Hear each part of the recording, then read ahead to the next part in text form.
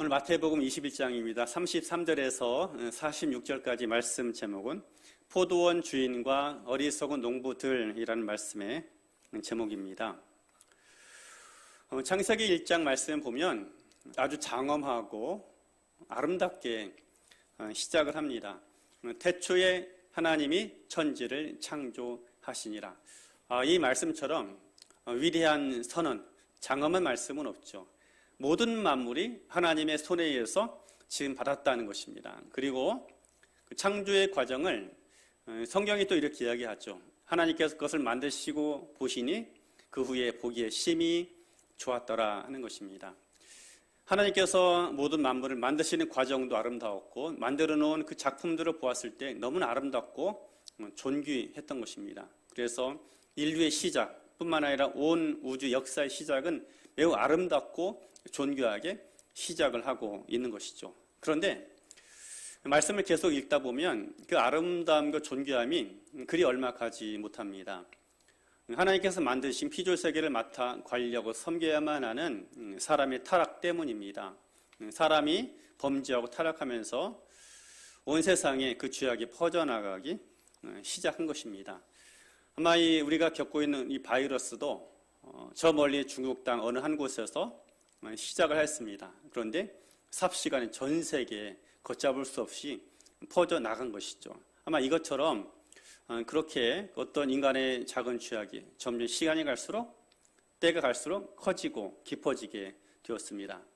결국 그들은 하나님께서 만드신 에덴 동산에서 나와야 했고 동쪽으로 그들이 거처로 옮기게 되죠. 그러면서 심지어 형제 살인에서 시작해서 더 이상 하나님께서 세상을 눈뜨고 보아줄 수 없는 그런 지경이 된 것입니다.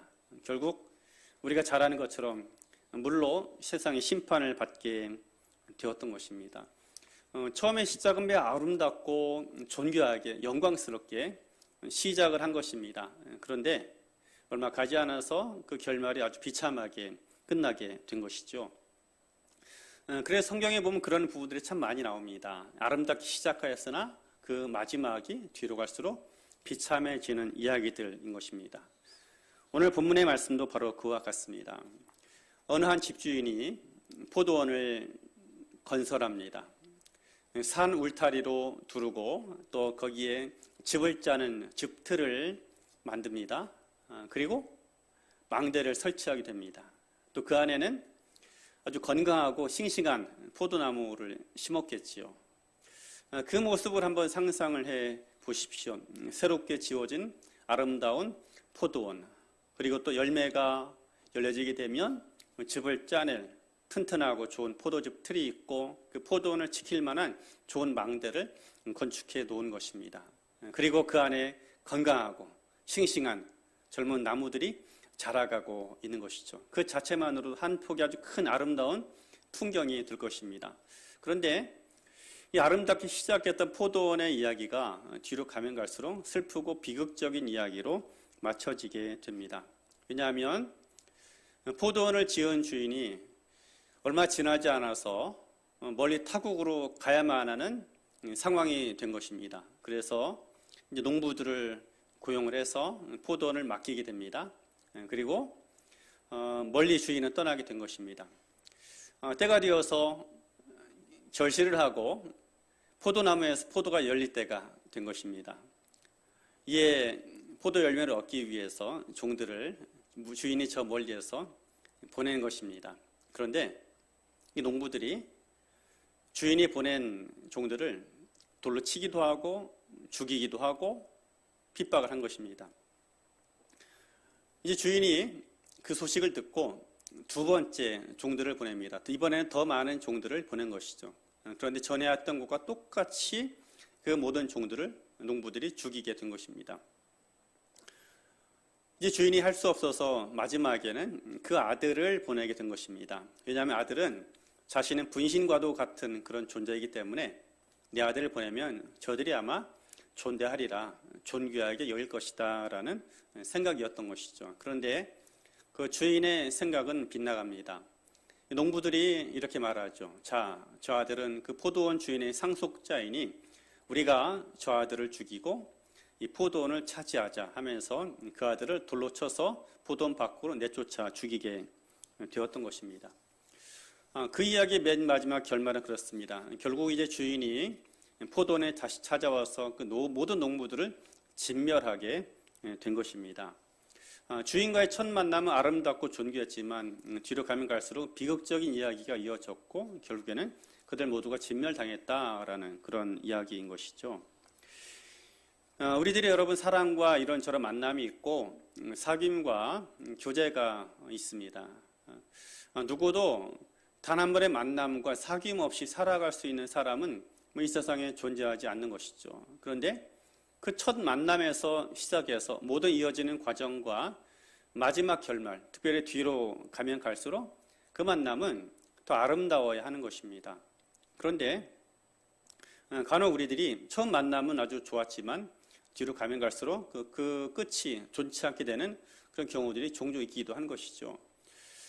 우리들이 그래서 힘쓰고 애써서 노력해야 할 것이 있다면 처음의 만남보다 그 후의 시간과 그 날들이 더 아름다운 만남 이야기들을 만들어 가는 것입니다.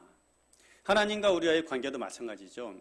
하나님과의 첫 만남이 가슴 설레는 그런 아름다운 만남이었다면 시간이 갈수록 그 만남은 더 아름답고 존귀해져야 하는 것입니다.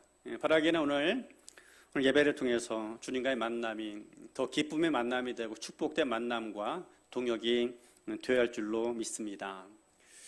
그러면 오늘 본문을 살펴볼 때 과연 이 포도원 주인과 포도원을 맡았던 농부들 사이에는 무슨 일이 있었길래 이렇게 비극적인 일이 생겨지게 된 것이겠습니까? 또 하나님께서는 이 이야기를 통해서 과연 우리에게 무엇을 말씀하고 계신 것입니까? 저는 본문에서 몇 가지로 그 이유를 같이 나누고 우리 삶을 하나님과 더 온전하게 가꾸기를 소망합니다. 그래서 본문에서 첫 번째로 기억할 것은 우리는 언제나 청지기인 것을 잊지 말라 말씀하고 계십니다. 포도원을 맡아서 농사를 짓는 사람들은 누가 보아도 청지기입니다. 어떤 일정한 기간 동안 맡아서 포도원을 가꾸고 돌아보는 그런 역할을 맡은 것이죠. 본래 그 포도원의 주인은 따로 있는 것입니다. 비싼 값을 지불해서 땅을 사고 또 울타리를 두르고 집틀을 만들고 망대를 세운 사람은 따로 있는 것이죠. 이 농부들은 그저 모든 것이 완벽하게 갖추어진 곳에 들어가서 땅을 일구고 개간하고 돌보아서 열매를 내는 것입니다. 아마 그 가운데 한낮에 더위를 견디기도 하고 여러 많은 고생과 수고를 했을 것입니다. 그렇지만 그럼에도 불구하고 기억할 것은 그 포도원의 포도원을 시작한 주인이 따로 있고 그 포도원의 소유권이 따로 있다라는 것을 기억해야 하는 것이죠. 그런데 이들이 시간이 지나면서 점점 자기들이 청지기였다라는 것을 맡은 자였다라는 것을 잊어버리게 된 것입니다. 이것이 어떻게 가능할 수 있을까요? 불가능한 이야기 같아 보이지만 여러분 충분히 가능한 그런 이야기입니다. 사람들은 그럴 수 있다 하는 것이죠. 어느 순간에 우리들이 이 청지기 자리에서 맡은 자의 자리에서 주인이 되고 모든 것을 가지려고 하게 될까요? 우리 눈에 아주 오랫동안 주인이 보이지 않을 때입니다. 하루 주인이 보이지 않고 이틀, 3일, 사흘 이렇게 지나가다 보면 점점 이 포도원이 원래 내 것이었고 또 내가 이 포도원의 주인인 것처럼 착각을 하게 되는 것입니다. 주인이 어떤 사정이 있어서 먼 나라에 갔는지 아니면 왜 그리 오래도록 본국에 돌아오지 못했는지는 잘 알지 못해요. 아마 각자의 사정이 있고 계획이 있었겠죠. 그렇지만 그 시간이 점점 오래 지나면서 포도원을 맡았던 농부들은 생각을 달리하기 시작한 것입니다. 원래 그 포도원의 주인이 나였던 것처럼 내가 모든 것을 이루고 일구었던 것으로 생각을 하게 된 것입니다. 우리의 삶도 마찬가지입니다. 여러분, 우리는 하나님께서 만드시고 조성하신 피조세계 안에 살아가고 있습니다. 그리고 하나님께서 허락하신 연한 수완을 살아가고 있는 것이죠. 우리의 시간도 하나님의 것이고 우리의 모든 공간도 역시 하나님의 것입니다. 그 어느 것 하나 우리가 만든 것이 없고 우리가 더하는 것이 없다. 하는 것이죠. 그런데 하나님이 우리 눈에 점점 보이지 않는 시간이 길어지면서 착각을 하게 됩니다. 우리가 온 땅의 주인이고 모든 것을 내 마음대로 주관할 수 있는 것처럼 착각을 하게 되는 것입니다. 그 순간 우리는 넘지 말아야 할 선을 넘게 되고 하지 말아야 할 일들을 행할 수 있는 사람이 되는 것입니다. 주인이 있다는 걸 기억할 때는 내가 무엇을 해야 할지 또 무엇을 하지 말아야 할지가 분명했던 것입니다. 그러나 주인이 눈에 뜨이지 않는 시간이 오래 지속되면서 내가 해야 할 일이 무엇이고 해서는 안 되는 일이 무엇인지 뒤바뀌기 시작하는 것이죠. 우리들의 삶 가운데는 반드시 우리가 해야만 하는 일들이 있습니다. 하나님께서 주신 시간과 생명과 공간을 살아가면서 하나님은 나를 통해서 반드시 나타나고 이루시기 원하시는 그분의 계획과 뜻이 있다는 것이죠. 그것을 잘 감당하고 그것을 잘 이룰 수 있는 사람이 되어야 하는 것입니다. 그런데 이것이 어떻게 이루어지는가 하면 우리의 의지만으로 이루어지지 않는다라는 거예요. 내 삶의 주인이 누구인지를 명확하게 기억할 때에 내 삶 가운데 내가 무엇을 해야 하고 무엇을 하지 말아야 하는지를 분명하게 깨닫게 되는 것입니다. 결국 많은 사람들이 이 시대 가운데서 얼마나 많은 악행들을 행하며 살아가고 있습니까? 대부분의 많은 일들은 사람으로서 하지 않을 일, 사람으로서 도저히 하지 못할 일들을 행하는 것이죠. 그런가 하면 우리는 이 세상을 살아감에 있어서 하나님이 주신 생명과 하나님께서 만드신 그런 피조 세계에 살아가고 있음을 기억하고 있지 못하기 때문인 것입니다. 우리의 삶 속에서 여러분 하나님의 주인 되심을 잊지 않아야 합니다. 하나님께서 허락하신 시간만큼만 우리는 살아가는 것이고 하나님께서 조성하신 그 공간 안에서 살아가고 있다는 것을 잊지 않아야 하는 것이죠. 그렇게 살아갈 때 우리의 삶에 참다운 청지기로서 그 직분을 잘 감당할 수가 있게 되는 것입니다. 그런데 문제가 있죠. 어떤 문제가 생깁니까? 포도원에 있는 농부들과 똑같은 문제가 우리에게 생기는 거예요. 하나님이 우리 눈에 당장에 잘 보이지 않는다는 것입니다. 그래서 아무리 주위를 둘러보고 찾아봐도 그 주님께서 가까이 계시지 않는 것 같고 주님이 계시지 않는 것처럼 살아계시지 않는 것처럼 느껴지게 되는 것이죠. 그때로부터 마음속에 품지 말아야 될 생각들이 하나씩 둘씩 자리 잡기 시작하는 것입니다. 어떻게 우리가 이 문제를 여러분 극복할 수 있을까요? 어떻게 해야만 여전히 처음부터 끝까지 청지김을 잊지 않고 주님과 더불어 이 아름다운 포도원을 더 아름답게 가꾸어 나갈 수가 있겠습니까? 그래서 주님께서 우리에게 성령 하나님을 보내주신 것입니다. 여러분 성령께서 우리에게 오셔서 하시는 일들이 있죠.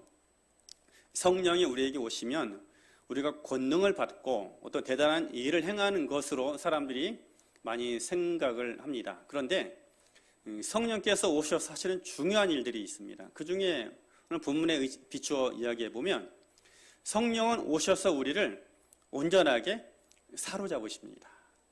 나를 온전히 사로잡으시는 것이죠. 그래서 내 그분에 온전하게 사로잡힐 때 내 삶의 주인이 내가 아니고 하나님이시구나라는 것을 깨닫게 되는 것입니다. 그리고 더 나아가서 내 삶을 주님께 드릴 수 있게 되는 것이고 하나님이 그 성령님 인도하심을 통해서 내 삶을 사용하시게 되는 것이죠. 그럴 때 우리의 삶이 여러분 지극히 아름다운 포도원이 될 수 있는 것이고 우리의 손을 통해서 하나님께서 주신 공간들이 더 아름답고 존귀하게 가꾸어질 수 있는 것입니다.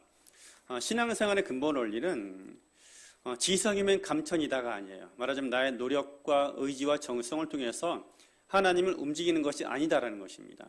신앙생활의 본질은 하나님께 붙들리는 거예요. 그분께 붙들리고 하나님이 나를 사용하실 수 있도록 내 삶을 주님께 내어맡겨 드리는 것입니다. 성령님의 임재 체험이라는 것은 바로 이것을 이야기하는 것입니다. 성령께서 나에게 임하셨다, 성령님의 임재를 체험한다라는 것은 어떤 우리가 오감을 통해서 몸에 어떤 이상한 감각들을 느끼는 그것이 전부가 아니에요. 성령 임재 체험은 하나님이 나를 온전하게 사로잡으시는 거죠. 하나님 나를 사로잡으실 때 내 언어가 어떻게 바뀌는지, 내 눈이 봄이 어떻게 바뀌는지, 내 귀가 어떻게 바뀌는지를 경험하는 것이죠. 그런 경험들이 깊어지고 또 다양해질수록 여러분 우리의 삶 속에 하나님의 주권이 더 온전하며 새롭게 나타나게 되는 것입니다. 그래서 예배를 통해서 우리가 사모해야 할 것이 있다면 성령님 임재하심을 사모하고 갈망해야 합니다. 우리가 기왕이면 같이 모여서 예배하면 좋겠죠.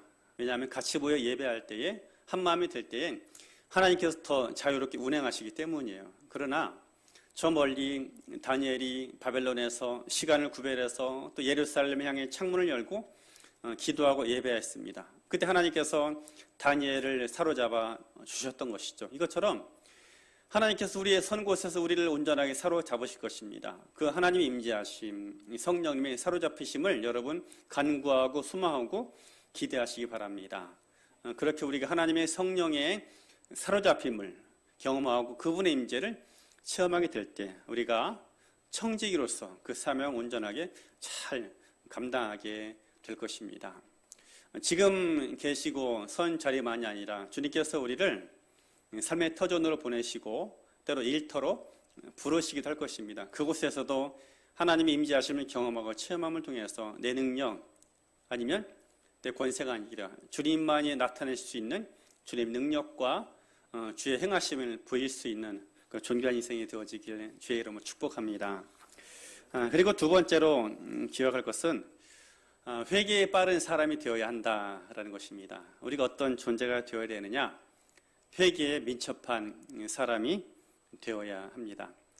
빠를수록 좋은 것이 무엇이 있을까 해서 제가 어제 메시지를 준비하면서 그 인터넷에 한번 구글링을 해봤더니 빠를수록 좋은 것, 택배라고 하더라고요. 그렇죠. 우리가 또 물건을 살 때, 인터넷 쇼핑을 할 때에 기왕이면 더 싼 것을 선택을 합니다. 그리고 그 다음에 살펴보는 것이 있습니다. 택배가 얼마나 빠르게 도착하느냐 하는 것이죠.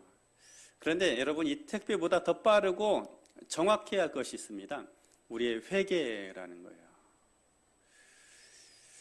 우리 삶에는 살아가는 동안에 절대로 피할 수 없는 것이 있습니다. 우리 실수, 실패, 실언, 잘못된 선택이 늘 끊임없이 우리를 따라다닙니다. 왜냐하면 인간이기 때문인 거예요. 예수 그리스도를 믿고 주님과 동행하지만 여전히 우리는 허물이 많고 또 부족한 것이 많은 그런 사람들인 것이죠. 그래서 살아가는 인생만큼 실수, 허물이 많은 것이 우리들인 것입니다. 그런데 여러분, 이 삶 가운데서 중요한 것은 실수와 허물이 있을 수 있지만 하나님께서 그것을 우리에게 말씀하시고 보이실 때 즉시로 돌이키고 회개하는 것이 더 중요한 것입니다. 예수님 말씀 가운데는 좀 이상한 부분들이 종종 많이 나와요. 왜냐하면 일반적이지 않은 상황, 또 상식적이지 않은 행동들을 하는 그 비유가 많이 나오죠. 지난주에 우리가 살펴보았던 포도원 주인과 품꾼에 관한 이야기도 마찬가지입니다. 오늘 본문에 나온 이야기도 마찬가지죠. 포도원 주인이 왜 그리 오랫도록 참았는지 도저히 이해가 되질 않아요. 처음에 종들을 보내서 그 종들을 농부들이 죽였을 때에 즉각적으로 행동을 취했어야만 했던 것입니다. 그런데 또다시 종들을 보내고 그래도 안 되니까 나중에는 아들까지도 보내죠. 결국 아들까지도 죽임을 당하게 됩니다. 이 포도원 주인이 유달리 참을성이 많아서 그랬을까요? 납득이 잘 되질 않는 것입니다. 그런데 이 포도원 주인이 다른 의도를 가지고 있었기 때문입니다. 농부들이 악하고 잘못된 것 틀림없지만 포도원 주인은 그들에게 기회를 주고 있었던 것입니다. 그들이 한 번 실수를 했고 잘못된 판단을 했지만 이제라도 돌이키길 원하는 것이죠. 그래서 과거의 잘못된 관계들을 바로잡고 또 충성된 관계를 만들어가기 원했던 것입니다. 그래서 다른 종들을 보내기도 하고 나중에는 그 아들을 보내게 되었던 것입니다. 만약에 이 포도원의 농부들이 그 아들이 왔을 때 우리가 첫 번째도 잘못했고 두 번째는 더 잘못했습니다. 그러나 이제 이 주인의 아들이 왔으므로 우리가 돌이키자, 새롭게 하자라고 결단했더라면 아마 그 포도원의 이야기는 더 아름답고 존귀하게 맞춰지게 되었을 것입니다. 그런데 이들에게 있어서 안타까운 것이 있다면 여러 번 그 주인이 돌이킴의 기회를 주었지만 그 기회를 그들이 붙잡지 못했던 것입니다. 우리 삶이 여러분 존귀해지는 것은요, 우리가 실수와 허물 없이 살아가기 때문에만 우리 삶이 존귀해지는 것이 아닙니다. 하나님께서 우리에게 오셔서 돌이키라, 새로워져라 말씀하시는 그 순간에 돌이키고 새로워질 때 우리 삶이 여러분 존귀하고 아름답게 변화되어지는 것입니다. 살다 보면 우리는 누구에게 사과를 해야만 하는 순간이 있고 돌이켜야만 하는 그 순간이 있습니다. 남들에게 나의 잘못을 시인하고 용서를 구하는 것은 정말 힘들고 어려운 그런 일들이에요. 때때로 내 잘못이 그렇게 큰 것 같지도 않은데 상대방에서 너무나 큰 것을 요청하는 상황도 있고 수치와 모욕을 무릅써야만 하는 그런 순간들도 있습니다. 그런데 여러분 그 순간 내가 엎드려야 하는 순간에 엎드리고 잘못을 고백해야 하는 순간에 고백하게 될 때 놀랍게도 그 수치와 조롱과 그 멸시가 변해서 영광의 면류관이 되어 돌아오게 되는 것입니다. 우리 인생 삶 가운데 하나님은 우리에게 날마다 기회를 주시기 원하시는 거예요. 어제까지 삶에 잘못된 길을 걸어왔고 잘못된 판단했다라면 오늘 지금 이 순간이라도 삶을 새롭게 하고 돌이키기를 원하는 것입니다. 그리고 주님께서 우리를 부르시고 돌이키기 원하는 그 순간에 내 삶을 주님께 맡겨드리고 주님 앞에 회개하며 돌이켜야 하는 것이죠. 여러분 그 순간에 우리의 삶이 이전보다 더 아름다운 새로운 삶이 또 새로운 영적 돌파가 이루어지게 되는 것입니다. 우리가 한 가지 예를 들어 이야기하면 다윗이라는 사람이 그럼 무엇이 그리 대단한 사람일까요? 다윗과 우리에게서 능력의 차이가 클까요? 다윗과 우리는 성정이 같은 그런 사람인 것입니다. 그와 우리가 별 다른 존재가 아니다라는 것이죠. 그런데 다윗에게 있어서 남들에게 특히 찾아보기 힘든 부분이 있었습니다. 그건 하나님께서 다윗에게 말씀하실 때 즉시로 엎드릴 줄 알고 잘못을 고백하고 용서를 구할 줄 아는 사람이었다는 것입니다. 목동 시절에도 그랬을 것이고 특별히 그가 왕이 되어서 모든 것을 다 가지고 있는 그때에 나단 선지자가 다윗에게 말하죠. 이러이러한 사람이 있습니다. 다윗이 말합니다. 그는 반드시 죽어야 할 것이다. 나단 선지자가 한마디 던집니다. 그 사람이 바로 당신입니다. 그 말이 떨어지는 순간에 자신의 잘못을 깨닫죠. 그리고 하나님 앞에 즉시로 엎드려서 자신의 용서를 구하게 된 것입니다. 그것이 하나님께서 귀하게 보셨던 다윗의 순전함, 다윗의 온전함이었던 것입니다. 여러분 이 시대 가운데서 이 시대 속에서 하나님께서 우리에게 주신 최고의 기회가 있죠. 최고의 돌이킴의 기회, 바로 예수 그리스도인 것입니다. 포도원 농부들에게 가장 큰 기회, 최고의 기회는 그 아들인 거예요. 그 이전에 종들에게 어떤 잘못을 저지르고 어떤 악을 행했던 간에 이제 주인의 상속자, 주인의 분신과 마찬가지인 그 아들에게 복종하고 그에게 굴복하고 그에게 회개하면 모든 죄가 깨끗하게 도말되는 것입니다. 마지막 기회이며 동시에 최고의 기회인 것입니다. 예수 그리스도가 바로 그런 존재인 거예요. 우리가 예수님 만나기 전에 여러분, 예수님을 알기 전에 어떤 삶을 살았는지, 어떤 흉악한 삶을 살았는지 여러분 우리는 모르죠. 우리 스스로가 어떤 죄악 속에 살아갔는지 깨닫지 못하기 때문이죠. 그런데 주님 앞에 서게 되는 그 순간에 우리의 의로움이, 나의 판단이 얼마나 잘못됐고 얼마나 우리가 악한 길을 걸어왔는지를 깨닫게 되는 것입니다. 여러분 그 순간에 예수 그리스도를 붙잡아야 하는 것입니다. 그 주님을 붙잡을 때 우리 죄가 주홍보다 붉을지라도 양털보다 더 희도록 정결하며 새로워질 수 있는 것입니다. 예수 그리스도를 만나고도, 여러분 그 주님을 만나고도 그 주님을 붙잡지 못한다면 여러분 누구도 그 사람을 정결하게 할 수 없고 누구도 그에게 새로운 기회를 줄 수 없는 것입니다. 우리에게 남겨진 최후의 기회, 마지막 기회는 바로 예수 그리스도인 것입니다. 우리가 그 주님 앞에 우리의 모든 것을 맡기고 의탁할 때 여러분 우리 안에 놀라운 역사들이 나타나기 시작하는 것이에요. 지금까지 우리가 어떤 포도원의 종으로 살아왔고 하인으로 살아왔다면 이제는 우리가 그리스도 안에서 하나님의 아들이 되고 그분의 딸이 되어서 어떻게 해요? 그 포도원을 상속받고 하나님 나라를 유업으로 상속받는 상속자로의 삶을 살아갈 수 있게 되는 것입니다. 그리스도의 오심은 그래서 놀라운 것입니다. 우리를 새롭게 하고 우리 죄를 정결케 하시기 위함으로 오셨으며 더 나아가서 우리가 하나님 나라를 유업으로 상속받고 그 나라를 같이 통치하는 자로 부르기 위해서 예수 그리스도를 이 땅 가운데 보내신 것입니다. 그래서 우리가 주님의 그 십자가 바라볼 때 어떻게 해요? 날마다 우리 삶을 새롭게 하고 새롭게 돌이켜야 하는 것입니다. 우리들이 이 시대 가운데 들려오는 소식이 얼마나 민감하게 빠르게 반응합니까? 어느 곳에 코로나 확진자가 지나갔다 하면 즉시로 삶의 패턴이 바뀌죠. 그리고 어느 지역에 뜨거운 핫플레이스가 되었다라면 많은 이들이 그곳에 가 투자를 하고 또 민첩하게 행동을 합니다. 그런데 여러분, 그 무엇보다도 빨라야 할 것이더라면 그리스도 앞에서 돌이키는 것입니다. 하나님은 우리를 돌이키기 원하십니다. 기회를 주시기 원하신 것입니다. 우리가 주님 앞에 드려야 될 최고의 헌신 가운데 하나가 있다면 하나님 나에게 돌이킴의 기회를 주셨을 때 즉시로 돌이켜야 합니다. 내가 지금 돌이키지 않고 조금 더 있다가 조금 더 삶을 즐기고 조금 더 내 뜻대로 살아가다가 때가 되면 돌이키리라 작정하는 사람들도 있을 것입니다. 그런데 여러분, 죄라는 것은, 특별히 잘못된 행실은 즉시로 다루지 않으면 뒤로 가면 갈수록 더 어려워집니다. 나중에는 불가능해집니다.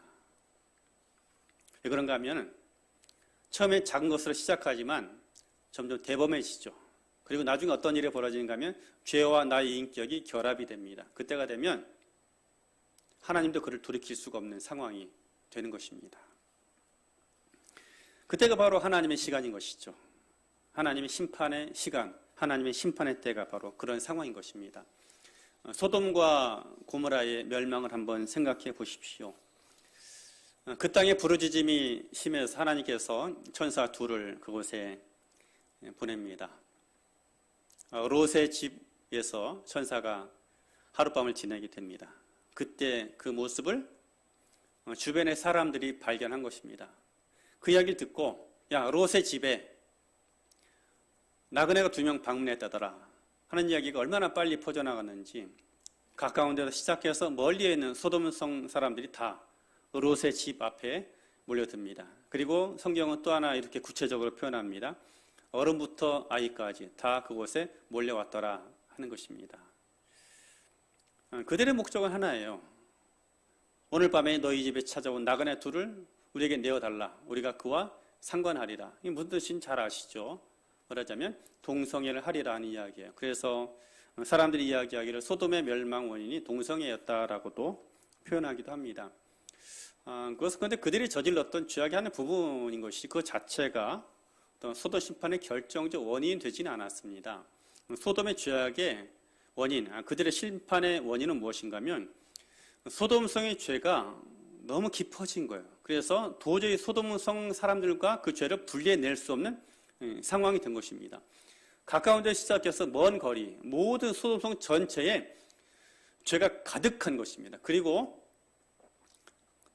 동일한 죄를 저지르기 위해서 아이들부터 시작해서 어른들에게 똑같은 죄를 저지르고 있는 것이죠. 말하자면 모든 사람들이 내가 행하고 있는 것이 얼마나 큰 죄악이고 무서운 일인지를 깨닫지 못하는 것입니다. 죄에 대해 철저하게 무감각해진 것입니다. 그때가 되면 하나님도 그 땅을 심판하실 수밖에 없는 것이죠. 소돔의 심판의 원인은 바로 그것입니다. 사람들이 더 이상 죄를 죄로 여기지 않는 상황이 된 것입니다. 그때가 되면 고칠 수 없기 때문에 하나님께서도 그 땅을, 그 시대를 심판하시게 되는 것입니다. 여러분, 돌이켜야 할 때에 즉시로 돌이켜야 합니다. 왜냐하면 그 죄가 내 마음에 깊이 자리 잡고 나의 인격과 결합되기 이전에 더 이상 내가 죄에 대해 철저히 무감각해져서 무엇이 선이고 무엇이 악함이고 구분할 수 없는 지경이 되기 전에 돌이켜야 합니다. 하나님 어떤 분이신가 하면 돌이키기 원하는 분이에요. 또 돌이킬 힘을 주시기도 하고 우리가 주님 앞에 회개하고 나갈 때 정말 우리를 정결케 하시고 온전케 하시는 그런 하나님이신 것입니다. 하나님께서 포도원 주인이 계속해서 농부들에게 돌이킬 기회를 주었던 것처럼 오늘도 주님은 우리를 주님 앞으로 부르십니다. 더 새롭게 원하고 더 온전해지기를 원하는 것입니다. 오늘 우리와 함께 하시는 그리스도, 예수를 만나고도 여러분 돌이킬 수 없고 예수 앞에서 돌이킬 수 없는 사람은 어떤 기회를 주어도 결국 그는 돌이킬 수 없다는 것을 기억하시기 바랍니다. 그래서 그리스도와 함께 더불어 날마다 새로운 삶을 살아감을 통해서 우리 인생 가운데 참으로 하나님의 아름다움과 그분의 영광이 충만한 인생을 만들어가게 되기를 주의 이름으로 축원합니다. 그리고 세 번째로 기억할 것이 있습니다. 주인이 올 것을 기대하라 하는 것입니다. 농부들이 이해가 안 되는 행동이 또 하나가 있죠. 계속해서 참고 인내했던 포도원 주인도 납득이 안 되지만 농부들의 행동은 더 이해가 되질 않아요. 그 종들을 죽이면 포도원 주인이 가만히 있겠어요? 어떤 주인이 가만히 있겠습니까? 그런데 또 두 번째 종들이 왔을 때 그들 또 잡아 죽입니다. 세 번째 아들이 찾아왔는데 이 아들까지도 농부들이 잡아 죽입니다. 도무지 상식적으로 판단해도 이루어질 수 없는 일들을 행하게 된 것입니다. 그런데 이들이 왜 그런 엉뚱한 생각을 하게 되었는지를 알 수 있는 구절이 있습니다. 그들이 이렇게 고백하죠. 서로에게 말하기를 자, 이는 상속자이니 죽이고 그의 유산을 차지하자. 이 말에는 어떤 의미가 담겨져 있는가 하면 주인은 오지 않는다라는 것입니다. 주인은 오지 않고 올 수 없다라는 것이죠. 그래서 이제 과거에도 그런 일들이 있었는데 포도원 주인이나 아니면 누가 어떤 무엇을 다른 사람이 맡기고 멀리 타국에 갔는데 그 어떤 변고를 당해서 돌아오지 않으면 그 모든 물건이 되었든 포도원이 되었든 그 소유권은 관리자에게 돌아가게 됩니다. 그러니까는 이 농부들이 가만히 살펴보니까 아들이 온 거야. 그리고 주인은 절대 오지 않을 것이다라고 판단한 거죠. 그러다 보니까 아들을 죽이면 더 이상 이 포도원에 대해서 소유권을 주장할 사람이 없는 것입니다. 그래서 아들을 죽이고 포도원을 차지하자라고 생각을 하게 된 것이죠. 농부들의 가장 중대한 착각, 가장 큰 착각은 무엇인가 하면 주인은 결코 다시 돌아오지 않을 것이다 라는 것입니다. 여러분, 온 인류의 가장 큰 착각이 무엇일까요? 온 인류의 가장 큰 착각. 첫째, 하나님은 계시지 않는다. 둘째, 설령 하나님이 계신다 할지라도 이 땅에 주님이 다시 오시지 않는다라는 것입니다. 여러분, 주님께서 반드시 이 땅에 다시 오신다라고 믿는다라면 세상 사람들이 이렇게 살아갈까요? 주님께서 반드시 우리의 삶 속에 찾아오신다라는 것을 안다라면 우리들이 어제처럼 살아갈 수 있을까요? 주님이 내 삶 속에 반드시 찾아오신다라는 것을 믿고 확신한다라면 어제 우리가 쉽게 함부로 말을 내뱉지 못하고 우리 손으로 함부로 그렇게 일을 행하고 살아갈 수 없는 것이죠. 주님께서 반드시 오신다라는 걸 아는 사람만이 내가 오늘 어디로 향하고 무엇을 보아야 하고 무엇을 듣고 어떻게 살아가야 할지를 구별하게 되는 것입니다. 이들에게서 여러 가지 많은 착각을 했지만 가장 큰 착각은 주인은 오지 않는다라는 것이죠. 모든 사람들, 대부분의 많은 사람들이 가지고 있는 착각이 바로 그것입니다. 여러분, 그런데 성경이 우리에게 무엇이라고 얘기하고 있습니까? 내가 반드시 속히 오리라. 내가 속히 오리라. 계시록에는 예수 그리스도께서 속히 오리라 하신 말씀이 4번 반복해서 기록이 되어져 있습니다. 아직까지도 구체적으로 속히라는 의미가 무슨 의미인지는 잘 알지 못해요. 왜냐하면 사도 요한이 그 메시지를 받을 때가 바로 2000년 전인데 속히 빨리 오리라 하시고 아직까지도 오시지 않았기 때문이죠. 그래서 속히라는 의미가 어떤 의미인지를 명확하게 잘 우리는 알지 못해요. 그러나 한 가지 분명한 것은 좀 오신다라는 것입니다. 반드시 오신다라는 것이죠. 그날을 기대하고 기억해야 합니다. 그렇게 주님 오심을 기억하고 살아가게 될 때 여러분 우리 삶을 어떻게 해요? 남겨진 시간 동안에 더 아름다운 만남과 주님과 더 아름다운 만남을 예비하고 준비하고 일구어갈 수 있는 것입니다. 우리 삶은 일장춘몽처럼 안개같이 사라지는 것이 아닙니다. 우리가 살아왔던 모든 것은 우리가 살아온 모든 공간에 온전히 기록으로 남아요. 그리고 또 더 나아가서 신이 우리 입술로 내가 행했던 모든 것들을 하나님 앞에 다 고백해야 하는 것입니다. 그것을 아는 사람이 오늘 하루 내 삶을 더 아름답고 존귀하게 만들어 갈 수 있는 것입니다.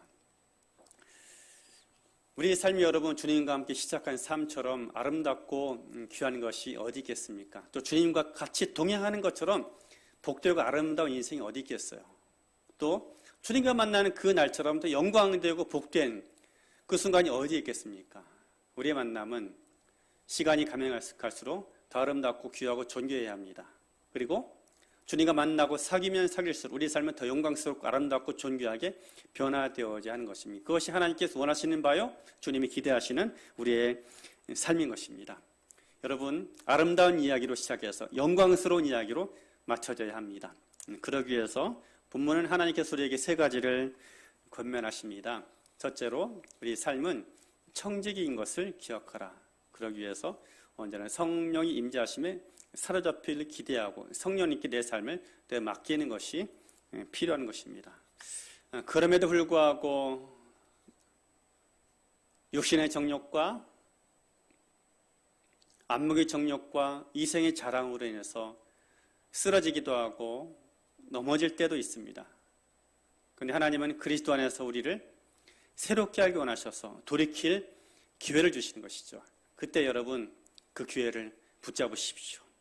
다시는 과거의 모습으로 돌아가는 것이 아니라 점점 더 우리 삶이 그리스도처럼 온전해지고 내 삶 가운데 그리스도의 온전함과 순전함이 나타나도록 해야 하는 것입니다.